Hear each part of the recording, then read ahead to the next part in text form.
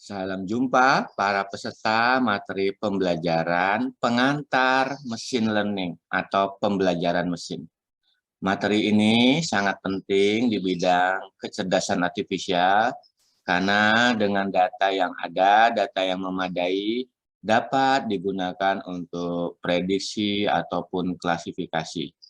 Kedepan, mesin learning sangat dibutuhkan di segala bidang. Mari kita pelajari. Materi pembelajaran machine learning diharapkan peserta dapat menjelaskan definisi dari machine learning, menjelaskan prinsip kerja dari machine learning, menggunakan berbagai macam metode terkini di bidang machine learning, dan mampu membuat program dasar machine learning berbasis Python. Rekan-rekan, machine learning atau pembelajaran mesin merupakan bagian dari kecerdasan artifisial atau artificial intelligence. Dia ini sanggup menyediakan sistem yang mampu untuk secara otomatis belajar dari data training dan meningkatkan kemampuannya dari experience, dari pengalaman tanpa perlu secara eksplisit diprogram. Jadi dari data yang memadai yang ada, bisa digunakan untuk sarana training data bagi sistem, sehingga bisa meningkatkan kemampuannya, kecerdasannya. Misalnya, machine learning dapat dilatih untuk mengenal email spam dan tulisan tangan. Jadi dari tulisan tangan, dari data pelatihan yang ada, sistem komputer dapat secara cerdas mengenal dengan baik tulisan tangan orang, walaupun style tulisannya bisa berbeda-beda. Nah, kalau kita lihat kecerdasan artifisial, AI, definisinya tentu lebih umum. Ya, teori dan pengembangan sistem komputer yang mampu melakukan tugas-tugas yang umumnya membutuhkan kecerdasan pada manusia, seperti mengenal objek, melihat, pengenalan suara, ya, berbicara dengan baik, pengambilan keputusan, dan menerjemahkan kalimat. Itu semua membutuhkan kecerdasan. Jadi kalau sistem komputer dikembangkan bisa melakukan itu semua secara otomatis, maka disebut sistem tersebut sudah cerdas. Begitu ya. Nah, machine learning sangat berguna untuk mengatasi masalah pengelompokan atau klasifikasi. Ya, prediksi nilai seperti regresi, pengelompokan pada unsupervised learning, ya, pembelajaran tak terawasi yang istilahnya disebut clustering, deteksi anomali secara efisien, dan lain-lainnya. Tahun 1997, ilmuwan Tom Mitchell dari Carnegie Mellon University mempublikasikan tulisannya tentang definisi machine learning sebagai algoritma yang memiliki kemampuan belajar dari experience A, kita simbolkan dengan E, with respect to some class of task T, jadi ada kelas-kelasnya, pengelompokannya, dengan tugasnya T, dan pengukuran performance-nya P, misalnya, if its performance at task in T as measured by P, ya, akan improve with experience E. Contohnya apa? Kita bisa mengukur performa dari handwritten digit recognition. Ya, jadi bagaimana mengenal tulisan tangan secara digital misalnya. Kita tulis di aplikasi smartphone kita, lalu dia akan mencoba mengenal karakter dari tulisan tangan tersebut. Itu bisa menggunakan machine learning dan kita bisa melihat performanya, kualitasnya. Ya. Contoh lain lagi, misalnya pengenalan sel yang bersifat abnormal berdasarkan citra CT scan, ya, komputer tomografi. ya. Jadi untuk melihat sel-sel tubuh apakah ada yang abnormal kan pakai CT scan ya, yang membantu dokter mendiagnosis sakit pasien. Itu bisa pakai machine learning. Oleh karena itulah machine learning ini banyak digunakan di berbagai macam bidang karena membuat sistem terotomasi dan menjadi lebih baik performanya. Nah, kalau kita lihat karena machine learning itu pembelajaran berdasarkan experience, maka ada 3 pembelajaran yang umum dikenal. Pembelajaran terawasi atau supervised, pembelajaran tak terawasi, atau unsupervised learning. Dan satu lagi yang berdasarkan punishment and reward, istilahnya reinforcement learning. Misalnya pada permainan games catur ya segala macam ya, itu bisa menggunakan reinforcement learning. Ya. Nah, kalau di supervised learning pembelajaran terawasi ada untuk regresi, misalnya ada untuk klasifikasi. Jadi kalau terawasi artinya kita memberikan pasangan vektor input-output di data pelatihan, training data. Misalnya kalau inputnya A, outputnya apa, inputnya B, outputnya apa. Misalnya seperti itu. Dan pengelompokan istilahnya klasifikasi. Tetapi kalau di unsupervised learning, kita hanya memberikan input datanya saja, dia harus mampu melakukan pengelompokan atau istilahnya clustering. Ya, jadi diberikan sebaran data seperti ini, kira-kira ada berapa kelas sih? Maka metode-metode yang ada di unsupervised learning itu ya untuk pengelompokan istilahnya clustering. Metode-metode yang ada harus mampu mengelompokkan secara otomatis. Begitu ya prinsipnya. Nah, urutan pengembangan machine learning mulai dari pengumpulan data. Kita harus punya dataset, misalnya kita crawling data dari web misalnya, atau data hasil kuesioner, atau data hasil pengukuran sensor, kita kumpulkan sesuai yang kita butuhkan. Ya, kita sorting datanya, ya, kita ambil data yang sesuai saja. Kalau ada yang outlier, ada yang tidak bisa dipakai, ya kita harus buang.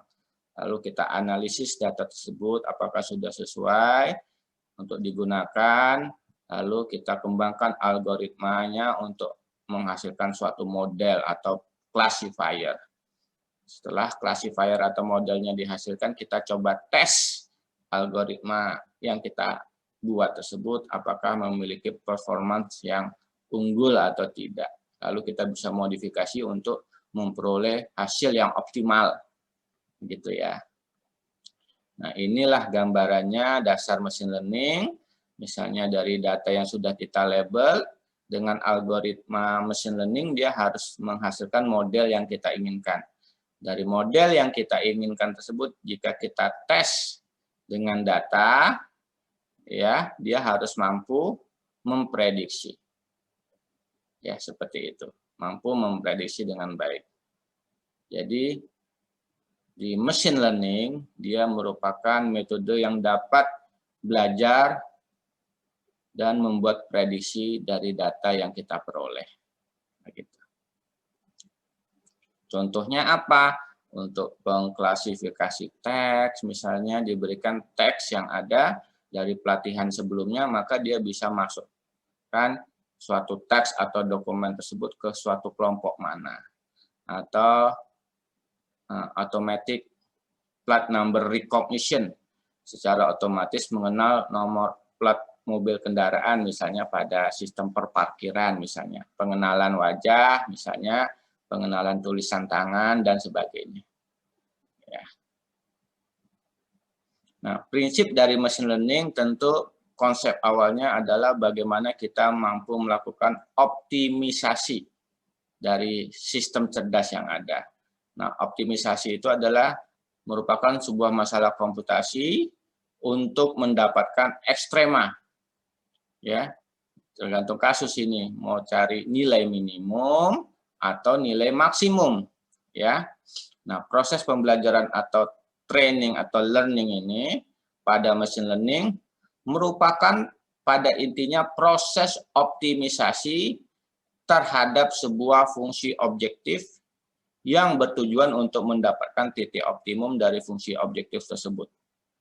Nah, salah satu fungsi objektif yang banyak digunakan adalah root mean square error, RMSE, yaitu jumlah rata-rata jumlah penyimpangan sebagai hasil prediksi model terhadap data aktual dalam setiap batch data training. Misalnya pada neural network, kita membuat sistem tersebut menggunakan untuk mencari errornya, fungsi objektifnya kita gunakan root mean square error misalnya. Ya, seperti itu. Nah, ini kita ingin mencari nilai untuk A dan B sehingga didapatkan error kuadrat yang paling minimal. Tentu function A sama B-nya itu adalah rumus standar ya untuk mendapatkan error yang paling minimal. Misalnya untuk prediksi harga properti rumah misalnya seperti itu, kita bisa dapatkan function yang paling tepat agar hasil prediksinya paling akurat dengan error tentunya yang paling minimum, error prediksinya. Ya, jadi ini gambaran simulasinya.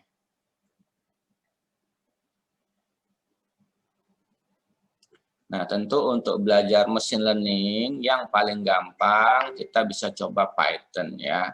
Anda harus menginstal Python yang lengkap ya, Jupyter Notebook, library pendukung Matplotlib, scikit-learn, Pandas ya untuk data science, Keras ya untuk deep learning dan TensorFlow serta PyTorch. Jadi ada berbagai macam versi.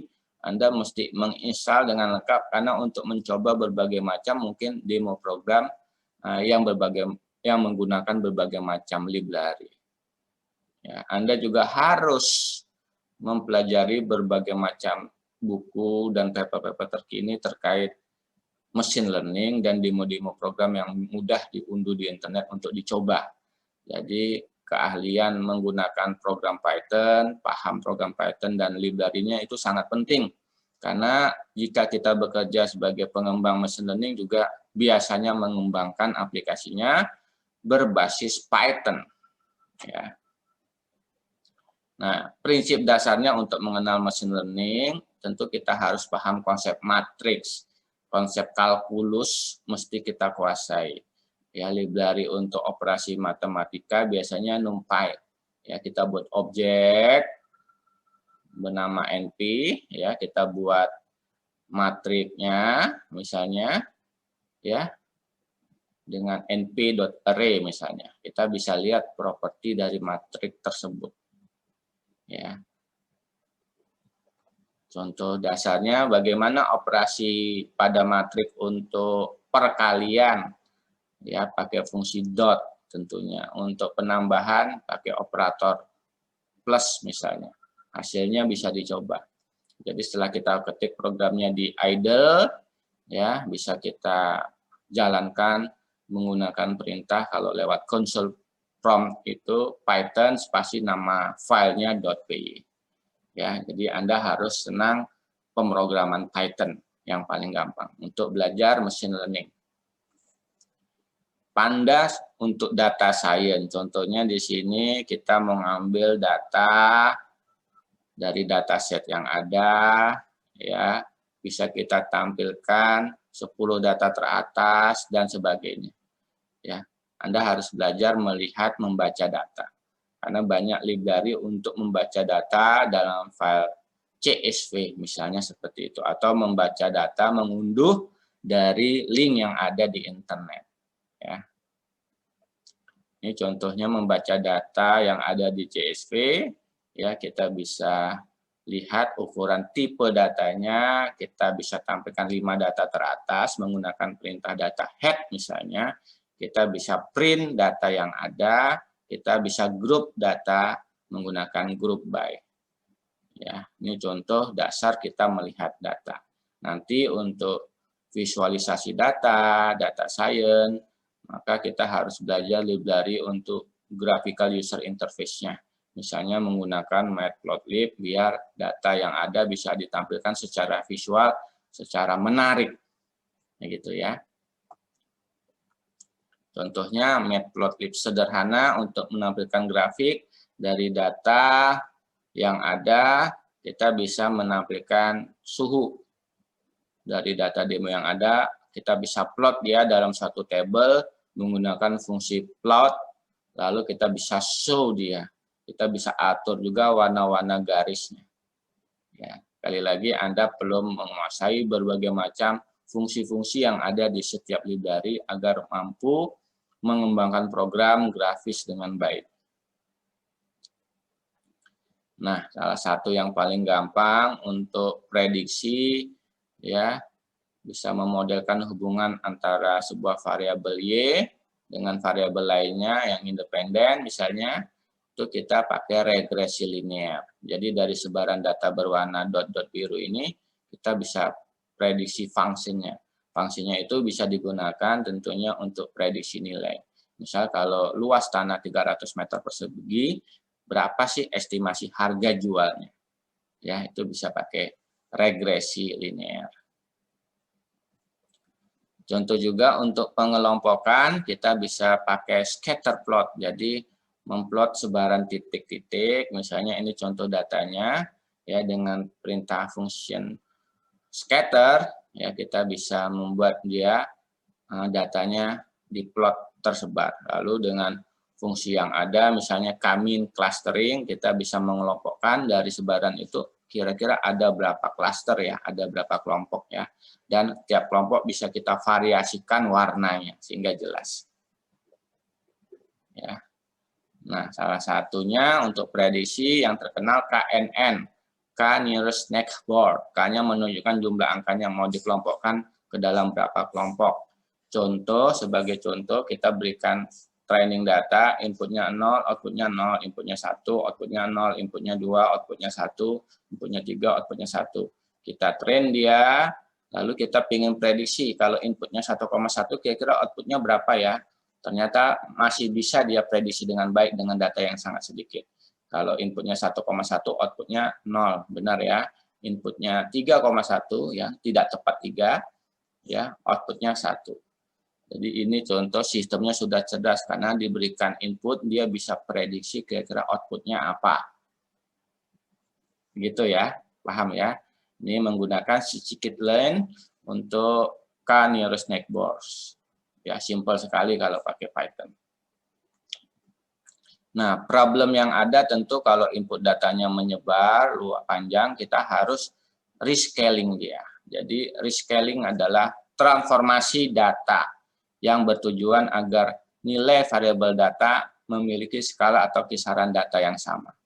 Ya, tentu ini akan meningkatkan kecepatan konvergensi algoritma pembelajaran seperti stochastic gradient descent yang umum digunakan.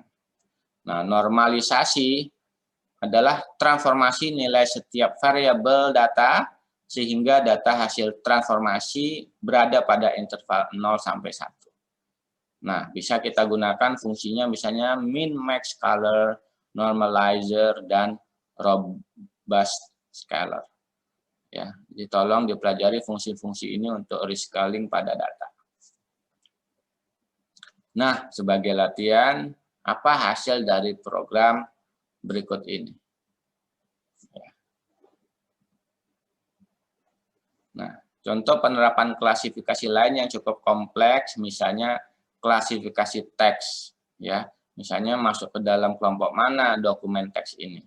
Tentu yang paling gampang adalah menggunakan aturan Bayes atau Bayes rule, ya, Bayesian. Jadi kita bisa prediksi untuk sebuah dokumen D dan sebuah kelas C, kita bisa prediksi dokumen tersebut masuk ke dalam kelas apa berdasarkan data sebelumnya atau prior dan data pelatihan yang ada sebelumnya. Kita bisa prediksi atau posterior, memprediksi kira-kira dia masuk ke kelas apa jika diberikan dokumen tertentu. Ya. Nah, secara umum, rekan-rekan, algoritma untuk klasifikasi ada banyak. Untuk yang supervised pada teks itu bisa menggunakan mulai dari yang simple decision tree, k-nearest neighbor, relevant feedback, naive bias, ya, support vector machine dan ensemble. Ya. Kalau yang unsupervised learning, ya, untuk pengelompokan atau clustering bisa menggunakan partial clustering, ya, agglomerative clustering. Untuk yang klasifikasi naive text, ya, bisa menggunakan text classification by direct match, ya, vektor model misalnya. Nah, contoh yang simple misalnya pada decision tree. Misalnya training data kita berikan data-data tiap hari, kondisi temperatur, kelembaban, angin, apakah kita bisa memutuskan kita akan main tenis atau enggak. Tentu kalau cuaca cerah, tidak hujan, ya, kondisi nyaman, kita bisa bermain tenis. Tentu kalau kondisinya hujan, ya, nggak enak untuk keluar rumah, maka tentu kita tidak akan bermain tenis. Nah, dengan decision tree yang kita buat, kita bisa memprediksi untuk pengambilan keputusan. Di Python ada decision tree classifier, ya, dan dari decision tree tersebut kita bisa juga membuat rules. Jika outlook sunny dan kelembaban tinggi, maka kita tidak akan bermain tenis. Tetapi kalau kelembabannya normal, maka kita bermain tenis. Tentu berbagai macam algoritma ada banyak kekurangan, ada kelebihan. Maka kita bisa menggabungkan beberapa classifier untuk menghasilkan classifier yang lebih unggul atau meta classifier.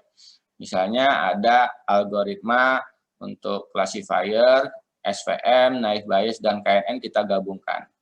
Karena ada kelebihan kekurangan, kita lihat kira-kira besaran mana hasil keputusannya 1 atau 0. Kalau 1 lebih banyak, maka keputusan akhirnya hasil klasifikasi ini adalah dia masuk ke kelas 1 misalnya. Ya, karena yang kelas 0 hanya 1, tetapi yang kelas 1 itu ada 2. Ini istilahnya stacking based classifier. Ya. Nah, lalu juga pada pengklasifikasi kalimat menggunakan naive Bayes classifier, misalnya untuk sentiment analysis. Tentu prinsip dasarnya kita melatih teks tersebut apakah masuk kategori positif atau negatif, lalu kita bisa mengklasifikasikan test data yang ada, testing data yang ada, misalnya this is an amazing library, kira-kira dia masuk ke kelompok positif atau negatif. Ternyata kita tes, dia masuk ke kelompok positif, karena kalimatnya adalah kalimat positif. Jadi terlihat di sini pentingnya data pelatihan yang bagus.